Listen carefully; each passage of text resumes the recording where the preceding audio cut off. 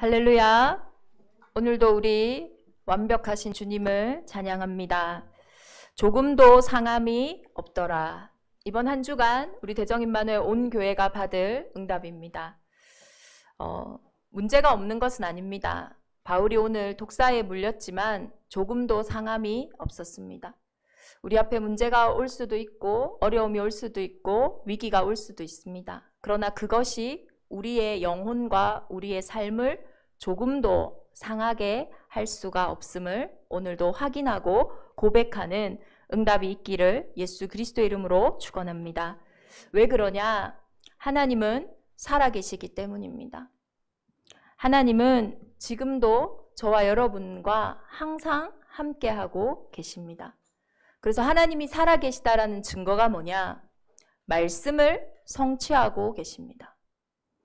말씀 속에 있는 대정임마누엘 교회가 되기를 예수 그리스도의 이름으로 축원합니다. 이사야서 40장 8절에 보면요. 풀은 마르고 꽃은 시들지만 하나님의 말씀은 영원히 서리라 라고 했어요. 오늘날과 같이 환경이 시시때때로 변하고 내 감정과 상황이 그 환경 속에서 자꾸 바뀌어지는 이때에 정말 우리가 의지하고 확신하게 누려야 할 곳이 어디냐? 말씀의 현장이에요. 풀은 마르고 꽃은 시들지만 우리 하나님의 말씀은 영원히 서기 때문에 하나님 이사야 선지자를 통해서 아름다운 소식을 시온에 전하는 자여 너는 높은 산에 오르라. 아름다운 소식을 예루살렘에 전하는 자여 너는 힘써 소리를 높이라. 두려워하지 말고 소리를 높여 유다의 성읍들에게 이르기를 너희의 하나님을 보라. 보라 주 여호와께서 장차 강한 자로 임하실 것이요 친히 그의 팔로 다스리실 것이라. 보라 상급이 그에게 있고 보응이 그의 앞에 있으며. 무슨 말입니까? 말씀에 집중해라는 거예요.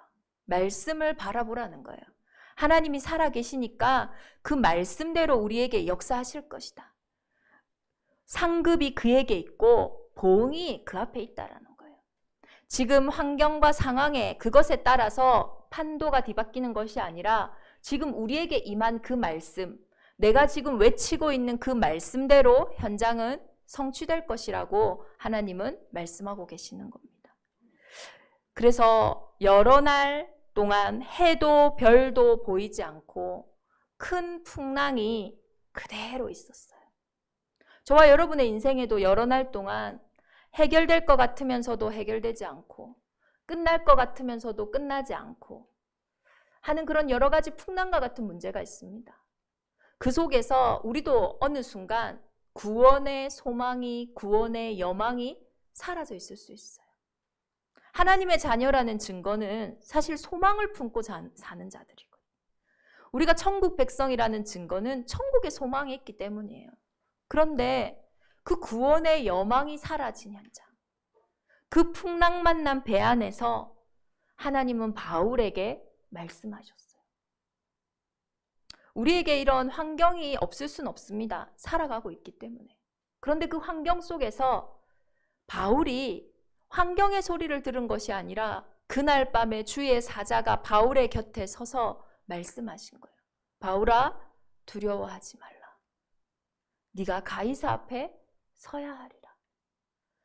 내가 너에게 준 그 모든 사람들 그대로 다 살아날 거다. 이 말씀을요, 바울이요, 아멘으로 붙잡은 거예요. 언약과 언약 성취 사이에는요, 반드시 뭐가 있냐? 우리의 반응이 있습니다. 하나님은 살아계셔서 말씀을 성취하시는데 아무나에게 성취하시진 않으세요. 누구나 응답을 받을 수 있습니다. 하나님의 자녀는. 성령이 함께 하시는 하나님의 자녀는 바울과 같은 응답 누구나 받을 수 있어요. 그러나 아무나는 아닙니다. 바울처럼 아멘하는 자예요. 바울이 어떻게 아멘했습니까? 그러므로 여러분이여 안심하라. 나는 내게 말씀하신 그대로 되리라고 하나님을 믿노라. 그런즉 우리가 반드시 한 섬에 걸리리라. 그 믿음에서 미래를 보게 된 거예요. 그 믿음에서 마음과 생각이 지켜진 거예요. 그 약속대로 정말로 오늘 그들이 구조되었는데 한 섬에 걸렸잖아요. 그렇다면 결국 우리는 이미 다 끝난 완벽한 복음을 받았고 하나님의 자녀인데 키는 우리가 오늘 우리의 삶 속에서 어떻게 아멘으로 하나님께 화답하냐는 거예요. 고린도후서 1장 20절에 보면요. 하나님의 약속은 얼마든지 그리스도 안에서 예가 되니 그런즉 그로 말미암아 우리가 아멘하여 하나님께 영광을 돌리게 되느니라. 하나님의 약속은요. 얼마든지 그리스도 안에서 예스가 된대요. 우리의 생각 안에서 예스가 되는 게 아닙니다. 환경 안에서 예스가 되는 게 아니에요. 우리의 수준 속에서 예스가 되는 게 아니에요. 그리스도 안에서 얼마든지 예스가 된다고 했어요. 그리고 심지어 우리가 그리스도로 말미암아 우리가 아멘한다고 했어요. 우리가 아멘할 수 있는 힘이 어디로부터 오는 것이냐? 그리스도로 말미암아, 그로 말미암아 우리가 아멘할 수 있다라고 했어요. 그렇다면 이번 한 주간 대정인만을 온 교회가 그리스도 안에서 그리스도로 말미암아 아멘하는 그 은혜가 있기를 기도합니다. 도대체 그리스도가 누구십니까? 우리는 날마다 우리의 삶과 환경 속에서 복음이 이해되어져야 돼요. 그냥 좋을 때 교회 안에서 응답이 올 때 복음이 이해되는 것이 아니라 오늘 이 풍랑 가운데서 나에게 그리스도가 이해되어져야 돼요. 그리스도는 구원을 주실 자인데 기름 부음 받은 자예요. 그래서 구약 성경에는 메시아입니다. 신약에는 그리스도. 이 단어가 다른 거죠. 구약의 히브리어로 메시아, 헬라어로 그리스어로 그리스도인 거죠. 기름 부음을 성경에서는 세 직분이 받았습니다. 선지자, 제사장, 왕이 받았어요. 선지자들을 통해서 하나님은 각 시대들마다 하나님의 음성을 말씀하셨어요. 하나님의 백성들이 노예되고 포로되고 속국되었을 때 그들은 그들의 능력을 탓하고 다른 나라를 원망하고 그들의 상황 속에 사로잡혀 있었을 때 아니다. 그것 때문에 너희가 노예된 거 아니야. 그것 때문에 너희가 포로된 거 아니야. 그것 때문에 너희가 속국된 거 아니야. 여호와를 아는 지식이 없어서 너희가 노예되고 포로되고 속국된 거야. 그런데 이것조차도 너희에게 발판이야. 생명을 구원하시려고 하나님이 노예로 포로로 속국으로 보냈단다. 그래서 그것을 선지자들을 통해 회복한 자들이 뜻을 정하고 그 현장에서 실제로 출애굽의 주역으로 출바벨론의 주역으로 현장 살리는 하나님 나라의 주역으로 서게 된 거예요. 그 선지자들은 늘 문제 속에서 길을 만드는 자들이었어요. 길을 밝히는 자들이었어요. 진짜 문제를 이야기하고 진짜 답을 전달하는 사람이었어요. 제사장은 누굽니까? 우리는 제사장을 통해서 하나님께 나아갈 수 있었어요. 제사장이 거룩하고 흠없는 수량과 순염소를 그 수량과 순염소에 우리의 죄를 다 이렇게 다 담당하게 해서 그 수량과 순염소가 죽음으로써 우리의 죄가 사함을 얻는 그로써 우리는 거룩함을 얻고 거룩하신 하나님과 만날 수 있는 하나님의 자녀가 되었어요. 그 제사장이 그렇게 제사를 대신 지내주는 대속의 사역, 해방의 사역을 해줬단 말이에요. 그리고 왕은 누굽니까? 지금 이제 대통령이 바뀌면서 청와대 옮기는 것 때문에 여러 가지 이야기가 있는데 제가 뉴스를 보니까요. 제일 문제되는 게 뭐냐면은 저도 몰랐거든요. 이 대통령을 호위하는데요. 엄청난 병력들이 움직이고 엄청난 것들이 막 움직이잖아요. 실제로 한 나라의 왕이 되어지고 그 나라가 왕이 됐을 때는 군사와 통솔권이 가장 먼저 오잖아요. 국방이 가장 중요하잖아요. 왕이라는 것은 나라의 국방입니다. 왕이 말하는 것은 원수를 이길 힘을 얘기하는 거예요. 그래서 하나님은 왕들을 통해서 참 왕이신 메시아가 오실 때에는 그분께서는 우리의 영원한 대적 원수 마귀 사단을 완전히 이길 것이다 라는 것을 계속 말씀하셨어요. 그 선지자, 제사장, 왕이 그리스도였어요. 그럼 이분이 도대체 누구냐는 거예요. 그러면 왜 하나님은 그리스도를 우리의 인생에 보내셔야 하냐는 거예요. 그것이 하나님이 보실 때 우리의 인생에 가장 필요한 것이기 때문입니다. 하나님이 보실 때 우리의 인생의 문제이기 때문이에요. 우리가 볼 때에는 여러 가지 문제를 나열하지만 하나님 볼 때는 그게 사실 문제가 아니에요. 근원이 아니에요. 진짜 우리의 인생의 근원은 뭡니까? 경제 문제, 사람 문제, 인간관계 문제, 뭐 같은 말이네요. 성공? 이런 문제가 아니라 진짜 우리의 인생의 문제는 너희의 인생이 어디서 와서 어디로 가는지, 사람이 누군지를 모른다라는 거예요. 인생의 근원의 길을 모른다라는 거예요. 진짜 인생의 문제는 뭡니까? 그 길도 모르는 인생이 운명 사주팔자에 사로잡혀서 열심히 노력하고 수고하고 살아가는 것 같지만 운명에 사로잡혀 있다라는 거예요. 그리고 다른 사람에게 내보일 수 없는 개인과 가정이 가지고 있는 숨겨져 있는 문제, 어둠이 있다라는 거예요. 그래서 하나님은 우리에게 그리스도를 보내신 거예요.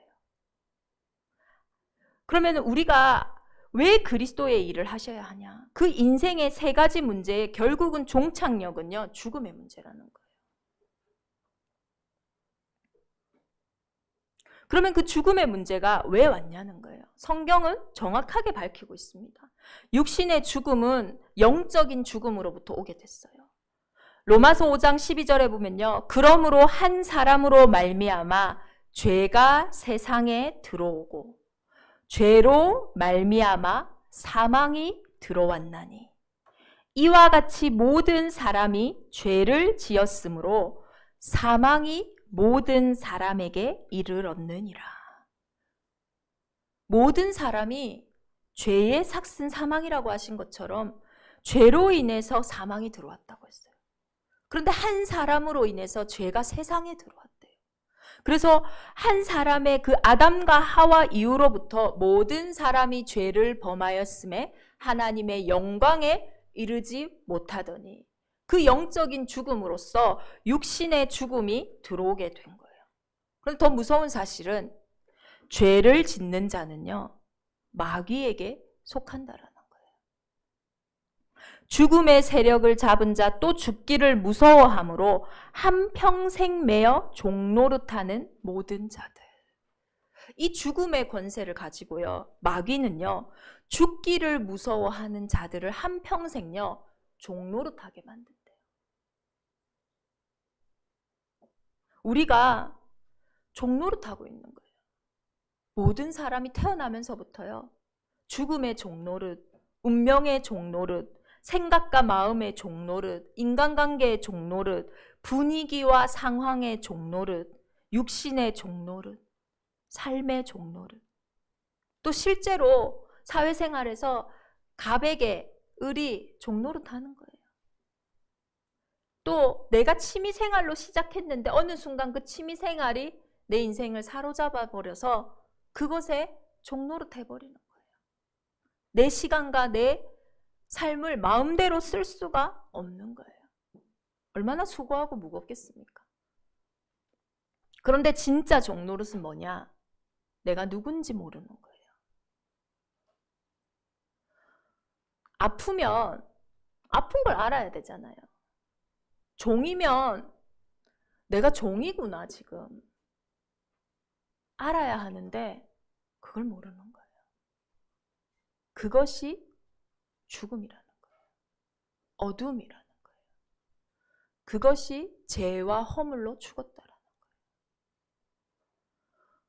내가 종이고 내가 아프면 아픈 걸 알아야 거기서부터 뭐라도 시작을 할 텐데, 뭐가 문제인 것을 알아야 거기부터 시작을 할 텐데 도저히 내가 종된 걸 모르는 거예요. 내가 뺏기고 있고 내가 사로잡히고 있고 내가 가장 중요한 하나님의 형상, 왕의 형상을 놓치고 있는데 모르고 있는 거예요. 이런가 보다 원래 인생이. 그러니 쳇바퀴 돌듯이 아닌 구역에서 늘 돌아가고 있는 거예요. 그 영육간의 어둠 속에 그리스도께서 빛으로 오신 거예요. 해방을 주시기 위해, 마귀의 일을 멸하시기 위해. 그래서 실제로 우리가 마귀의 일을 멸하기 위해서는 마귀보다 힘이 세야 되잖아요. 그렇지 않습니까? 그래야지 그 인생에 사로잡힌 것을 빼앗아 올 수 있잖아요. 그래서 창세기 3장 15절에 여자의 후손을 보내시겠다고 약속하신 거예요. 사람은 절대로 사람의 운명을 스스로 바꿀 수 없어요.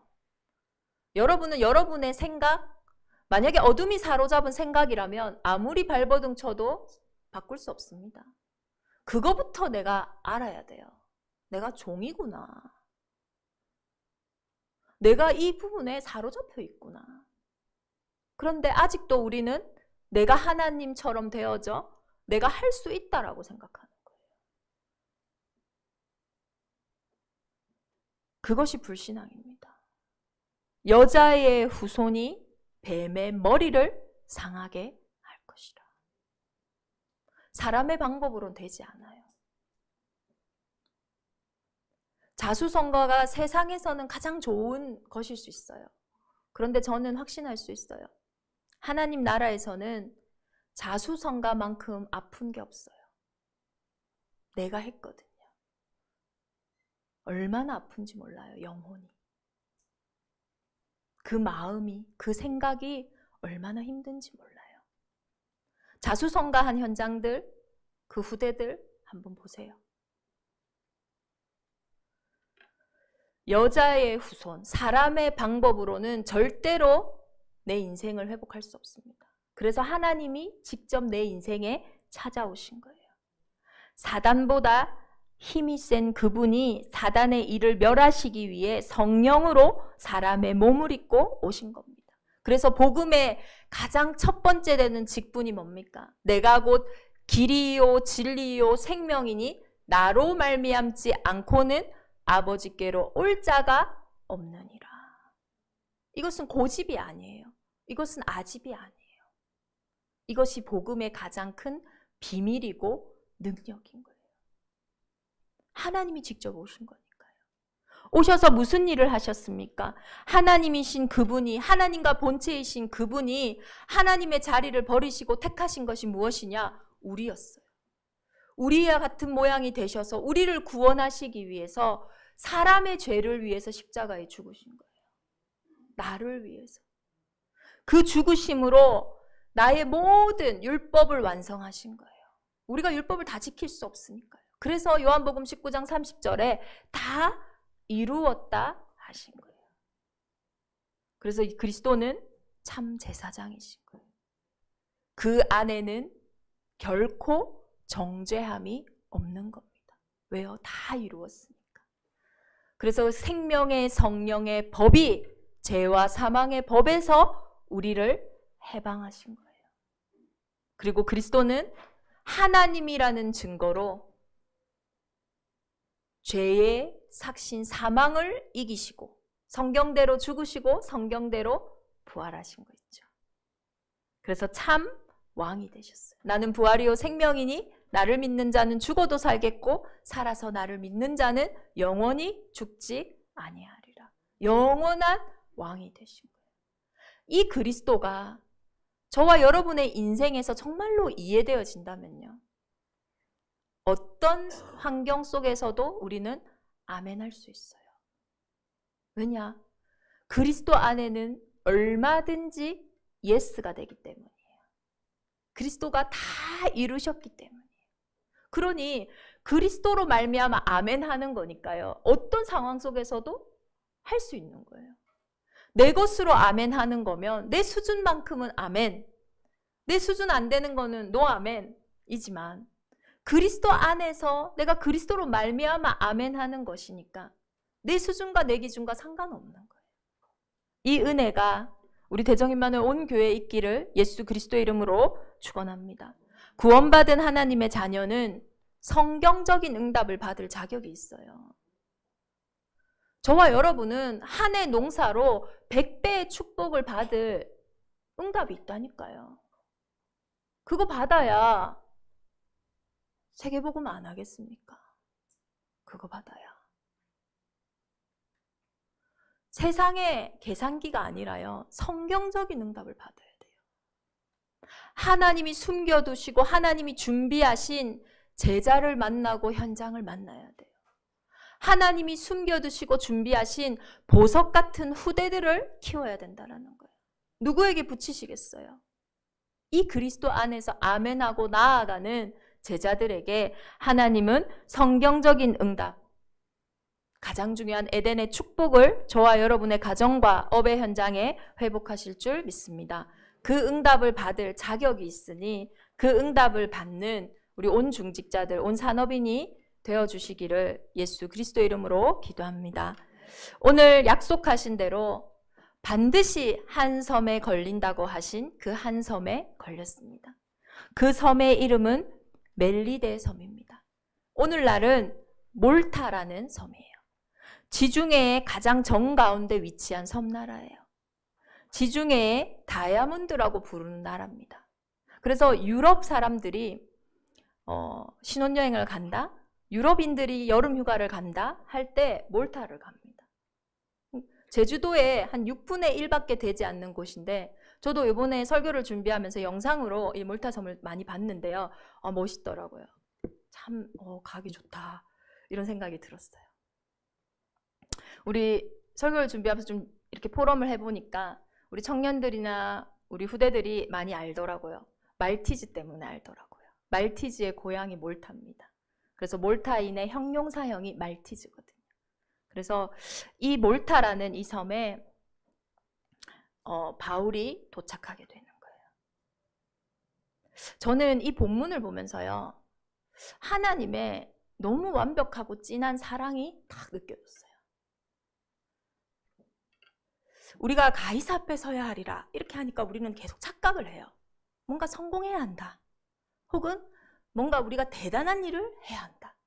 그런데 하나님은 가이사 앞에 서야 하는 이유가 뭐냐면, 가이사 앞에 서야 전 세계가 복음을 듣기 때문이에요. 그래서 이 가이사 앞에 가는 길에 풍랑을 딱 통해서 우리가 듣지도 못하고 보지도 못했던 섬 있잖아요. 그러니까 이 바울이 전도운동할 때 가지 않았던 섬인데 그 몰타인들이 있는, 여기서 성경에서는 원주민이라고 표현을 하고 있습니다. 관심도 없는 그 섬에 하나님은요, 관심이 딱 있으셨던 거예요. 이걸 보면서 하나님은 정말로 완벽하시구나. 우리 수준은 이렇지만은 하나님은 전체를 보고 계시고 시공간을 초월해서 보고 계시고 모든 것을 합력하여 보고 계시기 때문에 우리가 쉽게 생각하고 쉽게 판단할 수 없겠구나. 참 그런 생각이 들더라고요. 우리 대정인만을 온 교회가 이 하나님의 완벽하심과 사랑에 이번 한 주간 감동하고 감격하는 은혜가 있기를 기도합니다. 그래서 우리의 인생의 풍랑에는 이유가 있습니다. 첫 번째로 바울의 확신이 하나님께는 필요했어요. 하나님은 우리의 아멘이 필요했다고 우리가 서론에서 나눈 것처럼 믿음의 역사가 하나님의 역사입니다. 그래서 하나님은 믿음의 고백이 필요하세요. 우리의 노력, 우리의 열심, 우리의 능력이 필요한 것이 아니라 하나님은 언제나 하나님을 신실하게 바라보고 하나님께 영광 돌리는 처음 우리를 창조하신 그 하나님의 형상 가진 자들의 고백이 필요하신 거예요. 그래서 늘 우리의 입술을 주목하고 계세요. 그 풍랑 속에서도 어쩌면 바울에게는 하나님이 주시는 어떤 시험이 있을 수도 있죠. 그 풍랑 만난 배에서도 바울아 두려워하지 말라, 네가 가이사 앞에 서야 하리라. 마지막까지도 언약을 확인하게 하시는 거예요. 저와 여러분은 성공하는 게 목적이 아닙니다. 성공 이후에 무너지는 것을 조심하셔야 돼요. 성공은 당연히 하는 거예요. 그러나 그 가이사 앞에 서기 전까지도 확인하시는 거예요. 네가 왜 로마 가냐? 네가 왜 가이사 앞에 서야 하냐? 그것을요, 바울이요, 끝까지 언약을 확인하게 하시고 언약을 체결하게 하시는 거예요. 저와 여러분의 입술을 주목하고 계십니다. 이번 한 주간 우리의 인생의 풍랑 가운데 하나님께 최고의 믿음의 고백을 드리는 우리 대정 임마누엘 교회가 되기를 예수 그리스도의 이름으로 축원합니다. 제가 이번 주에 PCR을 2번이나 했어요. 그래가지고 원래 강단에 못 서겠구나 이 생각을 했는데 조금도 상함이 없어가지고 섰거든요. 그래서 기도를 참 많이 한 강단이어서 좀 죄송합니다. 그리고 두 번째로 인생의 풍랑의 이유가 있는데 구원받은 자는 이제 복의 근원이에요. 하나님 우리를 구원을 주신 이유는 나 한 사람 천국 보내려고 구원 주신 게 아니에요. 믿음의 조상인 아브라함을 통해서 하나님은 얘기하셨어요. 너는 복이라. 너는 복의 근원이다. 너를 통해서 천하 만민이 복을 받을 거야. 너를 통해서 대적의 성문을 얻게 될 거야. 하나님은 우리의 인생의 풍랑을 통해서 구원받은 자들이 그 풍랑 속에서 그 구원받지 않은 현장들은 도저히 막을 수 없는 그 풍랑의 한계를 보고 그 속에 그리스도를 만나게 하는 그 구원의 여정을 이루기를 원하시는 거예요. 풍랑 속에서 그 근본을 보셔야 돼요. 아무도 할 수 없는 그 일. 바울이 그 일을 한 거예요. 그것은 바울의 로마 시민권도 아니었어요. 그것은 바울이 그 가장 중요한 가멜리아 문화 밑에서 배웠던 그 철학도 아니었어요. 풍랑 만나니까요. 지식도 배경도 능력도 그 어떤 것도 답이 안 되는 거 있죠. 근데 그 속에서요. 바울이 가진 그 언약만이 276명을 살리는 답이 되어졌어요. 이 시대에 하나님이 풍랑 속의 이유는 뭐냐?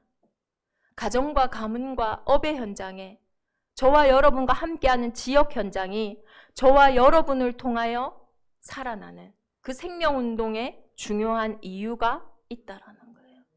생명이 살아난다라는 것은 성령이 역사하신다라는 거예요. 성령의 역사 속에 있는 온 교회가 되기를 기도합니다. 그리고 이 배는 멜리데 섬을 향한 하나님의 계획이었어요. 풍랑이 없었다면 멜리데 섬의 하나님의 구원은 이루어지지 않았을 거예요. 저와 여러분에게 일어나는 사건은 반드시 이유가 있습니다. 그 사건을 통해서 하나님은 향하게 하시는 또 다른 섬이 있어요. 그 사건을 통해서 성장하게 하시고 그 사건을 통해서 방향을 이끌어 가시는 가장 좋은 길이 있다라는 거예요. 그래서 우리는 한순간도 낙심하거나 의심하거나 무너질 이유가 없다라는 거예요. 모든 사건에는 하나님의 이유가 있기 때문입니다. 멜리데 섬에 도착했는데요. 원주민들이요. 외부인들이 들어오니까 특히 그 배가 죄인들의 배라는 걸 분명히 알았을 거예요. 그러면 거기에는 살인자도 있을 수도 있고 거기는 어떤 사람이 있을지 알 수가 없습니다. 그럼 어떻게 해야 될까요? 배척해야 돼요. 그런데 하나님은 그 원주민들의 마음도 지키셨어요. 얼마나 완벽합니까? 그래서 그들에게 특별한 동정을 주셨다고 했어요. 특별한 마음을 주신 거죠. 그래서 그 난파당한 뱃속에 춥고 배고프고 어려운 그들에게 동정을 베풀어 불을 피우고 음식을 대접하게 하는 거예요. 그래서 바울이 그때에 불을 더 활활 태우려고 나무 한 묶음을 거두어서 불에 넣었는데요. 그때요. 독사가 그 뜨거움으로 말미암아서 바울의 손을 이 불에서 나와서 물어버린 거예요. 그러니 이를 보고 원주민들이 생각을 한 거예요.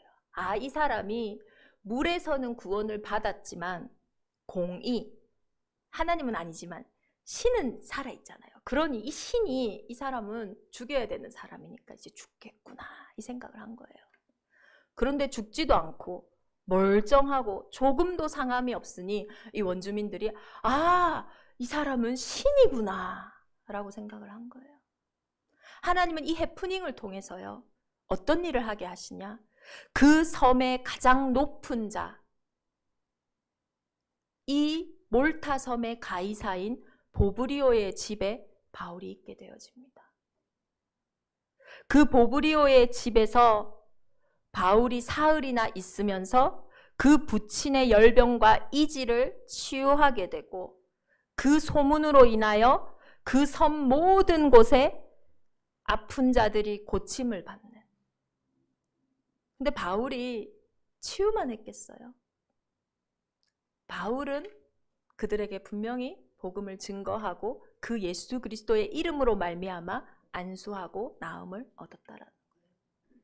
하나님이 이 사건을 통해서요, 참 독사에 물린 이 사건을 하나님이 주관하신 거예요. 이 사건이 있어야 보블리오의 집에 가게 되고, 보블리오의 집에 그 아버지가 아픔으로 인해서 그것을 치유함으로 인해서 가장 빠르고 가장 정확하게 그 섬 전체에 복음을 증거하게 하신 거예요.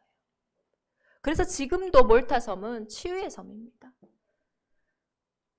중세시대 이후로 이제 카톨릭으로 변해서 그게 성당의 모습으로 있지만, 많은 사람들이 치유의 기적을 바라며 방문하는 섬이기도 해요. 모든 사건에는 하나님의 이유가 있습니다. 독사에 물려도 괜찮아요. 우리가 정말로 풍랑의 이유를 알고 사건의 이유를 알고 조금도 상하지 않을 것이라는 하나님의 사랑을 아는, 그 이유를 아는 자들이라면 그 어떤 것도 문제가 되지 않을 줄 믿습니다. 시편 107편 20절을 보면요, 그가 그의 말씀을 보내어 그들을 고치시고 위험한 지경에서 건지시는 도다. 우리를 고치시고 우리를 위험한 지경에서 건지시는 하나님께서는 그의 말씀을 보내신다고 했어요. 말씀을 통해서 하나님은 고치시고 말씀을 통해서 하나님은 건지시는 거예요. 이번 한 주간 대정임마누엘 온 교회에 하나님과 함께하는 사랑의 고백이 넘쳐나기를 예수 그리스도 이름으로 축원합니다. 우리의 상한 감정, 우리의 삐뚤어진 생각, 삶의 많은 습관들, 깊은 나도 모르는 어둠들, 하나님의 말씀만이 치유할 수 있고 건지실 수 있는 거예요. 히브리서 4장 12절을 보면요, 하나님의 말씀은 살아있고 활력이 있고 좌우에 날선 어떤 검보다도 예리하며 영과 혼과 및 관절과 골수를 찔러 쪼개기까지 한다 했어요. 여러분, 우리 아무리 만져도 피부밖에 못 만져요. 영과 혼과 및 관절과 골수까지도, 우리의 마음과 생각까지도 닿는 것이 살아있고 활력이 있는 하나님의 말씀이라는 거예요. 제가 마산에서 사역을 할 때 제가 담당하고 있던 지교회의 담당 장로님이 이 젊은 시절에 사고를 아주 크게 당하신 거예요. 그래서 언어도, 이 뇌가 다쳐가지고 언어도 불편하고 거의 마비가 되신 상태로, 그때 이분이 히브리서 4장 12절의 말씀을 언약으로 다 붙잡은 거예요. 장로 임직을 받고 저한테 그러시더라고요. 주목님, 저 다른 건 다 하겠는데 대표 기도만은 못 하겠어요, 이러시는 거예요. 왜요, 장로님? 제가 사고 났잖아요. 그러니 말하는 게 아직도 좀 어렵습니다. 기도하려고 설라고 하면 생각만 해도 머리가 하얘지고 입이 안 움직일 것 같아요. 안 당해본 사람은 모릅니다. 맞죠? 제가 장로님한테 그랬어요. 장로님 제일 좋아하는 말씀이 뭐라고요? 히브리서 4장 12절이에요. 그 말씀 계속 묵상하세요. 지금 대표기도 아주 잘하세요. 목소리 제일 한마음에서 성우 같다라고 하세요. 하나님의 말씀이 저와 여러분을 고치고 위험한 지경에서 건지실 수 있는 거예요. 저와 여러분에게 많은 그리스도로 나오는 말씀이 있겠죠. 근데 특별히 저는 이번 주에 로마서 8장 32절 39절을 하나님의 사랑의 고백으로 나누기를 원합니다. 자기 아들을 아끼지 아니하시고 우리 모든 사람을 위하여 내주시니가 어찌 그 아들과 함께 모든 것을 우리에게 주시지 아니하겠느냐. 자기 아들을 아끼지 않고 내어주시니가 뭘 아끼시겠습니까?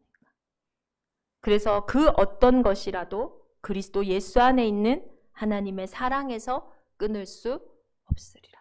이번 한 주간 우리 대정님만 온 교회가 개인의 묵상과 또 소통 속에서 이 하나님의 사랑 고백을 또 너무 기쁘시고 너무 감동되시면 또 교회 카톡에 함께 나는 이번 주에 하나님한테 이 사랑의 러브레터를 받았어요 하면서 나눠주시고 함께하는 그 은혜가 있기를 기도합니다. 우리를 향한 그리스도의 사랑은 완벽합니다. 조금도 상함이 없더라. 더 필요한 것이 없습니다. 이때에 기적이 일어나는 줄 믿습니다. 우리가 어디에 서 있는지 우리가 서 있는 그 정체성과 흐름을 아는 것이 가장 중요합니다.